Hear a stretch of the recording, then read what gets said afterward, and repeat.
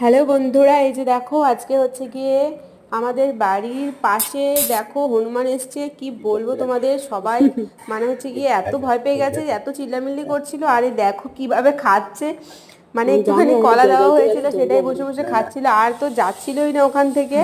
মানে হচ্ছে কি আমার মাসির বাড়িতে আমি এসছি, তো কি বলবো, এখন এত ভয় লাগছে, এখন বাড়ি যেতে পারছি না। বন্ধুরা কি করব তোমরাই বলো, দুটো তিনটে হনুমান এসছে। যাই হোক, কি করব এখন বুঝতে পারছি না, তোমরা একটু কমেন্ট করে বলো কি করা উচিত আমার। আর হচ্ছে কি আমার তো ভীষণ ভয় লাগছে, হনুমান হনুমান ধরতে পারলে সবাইকে থাপ্পড় মারে আগে, সবার আগে। এবার আমার তো ভয় লাগছে, কি করি বলো তো।